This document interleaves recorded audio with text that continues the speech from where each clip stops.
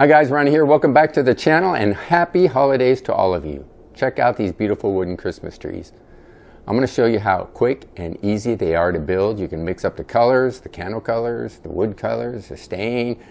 Give them to friends and family. They're going to be impressed. I know the people around me are. Sell them on Facebook Marketplace. You still have time. You still have time. It's early enough. These don't take very long at all. So let's get right to it. All right guys, take a look at this tree. This is your standard wooden Christmas tree. A lot of videos show you how to make straight angled lines. A lot of them don't even show you the double-decker candle holder. Take a look at that. Or do you prefer the look of this one? I know I do. Look at those beveled edges. Really easy to do. If you have a single bevel miter saw, this goes really quick and easy. Let me show you how it's done. All right guys, I started out with about a 28-inch 1x8. Now I rip it down to 3.5-inch board, so if you want to start with a 1x4, you could do that.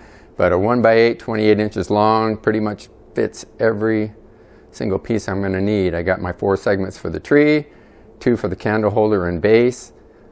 Now if you want different height than the 14.5 inches of the big tree, you can take away like the bottom segment, make you a 3-layer one, or the bottom 2 segments, make a 2-layer one.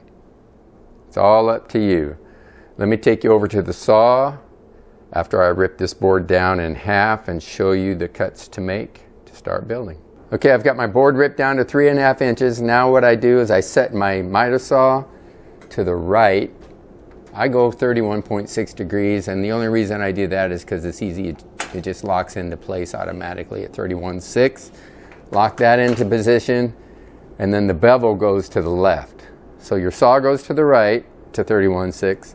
The bevel goes to the left, and I've got it, you know, it's pretty close to 31.6 as I can get it. It's not vital, so, but that's the first step, is get the saw set up. And then the next step is to line up your board for the first cut. Now you want the bottom right corner to be past the saw blade, right? Because you want the cut's going to need to go all the way through. So that's step 1. So let me get that cut.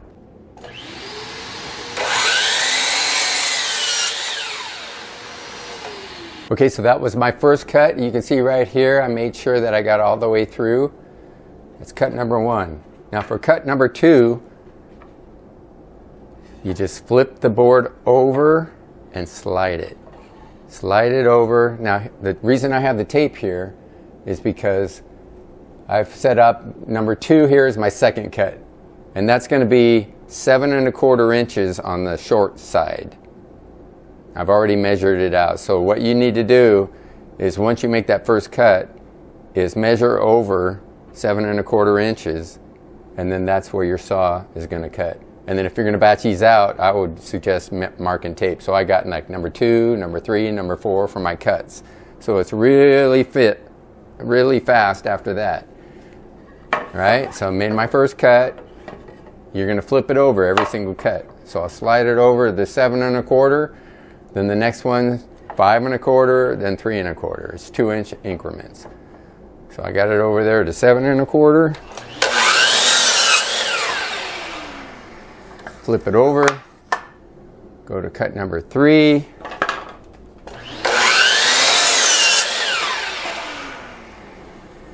Flip it over, go to cut number 4.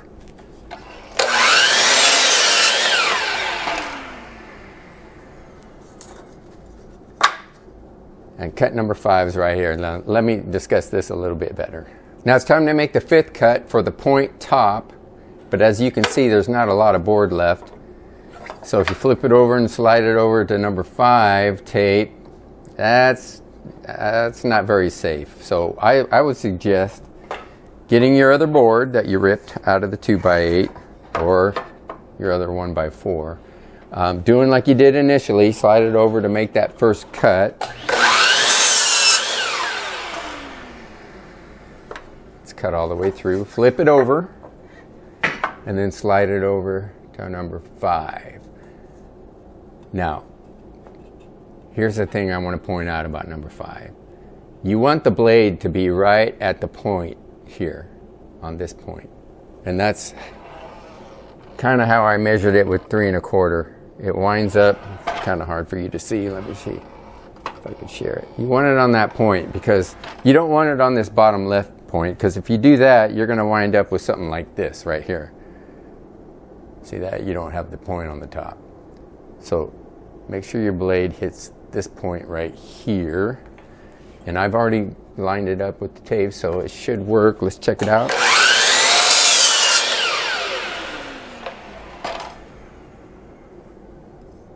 And that's what we're looking for right there. A nice pointed top. Simple as that. Just remember, cut, flip, and slide. Cut, flip, and slide. Back and forth. Get your markers laid out. You can batch a whole bunch of these real quick. Oh, let me show you how to put them together now. All right, guys, off camera, I took my 4 sections and I lined them all up. And then I got my square, found the center line, and I marked where they connect. Now, I connect mine together with a biscuit joiner and glue. Not everybody has a biscuit joiner, so you could just use glue. It'd work fine. But make sure you line these up so once you take them away, you'll know where they go to be centered again. Now here, before you glue it up, here's where you want to decide, do you want a full tree? You want to take a segment away and make a shorter tree? You want to take 2 segments away? Make a small one like this guy right here? It's up to you. I'm going to go with the full one. Show you what the step is after that. So I ran the board I'm going to use for the base through the table saw at the 31.5 degree mark, as close as I could get it. So that's going to be the front. Now, to cut the sides, you put the top against the fence. So it's going to go up against the fence. The saw blade is to 31.6 degrees like before. Make sure you're going to get it cut all the way through.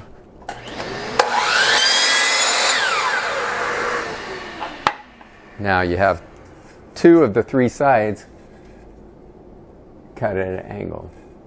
So the other side, we'll have to take it over to the tree, mark where it is, and cut the other side. Once you have the angle cut on one end of the board, line it up with your tree to where the 2 angles meet together, flush. And then on the other side, just get a pencil and mark where it meets and draw a line down where the angle cut's going to be.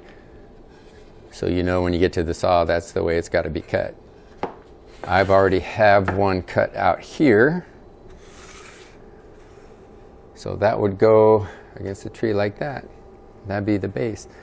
Now for the candle holder, you just cut a shorter one, narrower one. So with that 3.5 inch board, I'll rip it down even more for the candle holder part. And I'll make it shorter. It's just up to you on what look you like. I don't know, it looks like maybe 3/4 of an inch shorter on each side. I don't even remember. But you just play around with it. With this top candle holder part, I use a Forstner bit and just center the 2 holes. You see how they're kind of centered, spread out. Whatever looks good to you, and then I'll cut a hole all the way through using a sacrificial board underneath so I don't blow out the bottom when I drill through. I started out using my drill actually with a Forstner bit, but then I went to my drill press. Worked a lot better. But just mess around with that. So once the holes are drilled, then I would glue this to the base. Line it up, glue it to the base, and then once that is finished, then you can attach it to the tree. And then to do that, I'll just turn around, drill some, measure about 3/8 of an inch up, which is about center of the 3/4 inch board, drill some pilot holes in and put in 1.5 inch screws. You can countersink them if you want. You don't have to. Glue and screw it. If you want to get fancy, you can play around with some different designs with the blocks. So I'm thinking about going with the base here, and then putting these two candle platforms, something like that, and then, I don't know, putting another one like this. Again, it's all up to you. But the main point of the video was to get these beautiful beveled edges and show you how easy it is. Remember? You just cut, flip, and slide. And then cut, flip, and slide. And then your imagination is your limit. Now, I'm going to title this video something like Build a Better Christmas Tree, right? Build a better one. Not the best one. Build a better one. Because you can always improve. And I encourage you guys, take what you see here, get your imagination going and improving on this design and come up with your own. But you have time. You saw how fast it goes. You have time until Christmas is here to get some of these whipped out for some family or friends. They'll be impressed. Well, thanks for watching, and I'll catch you next time.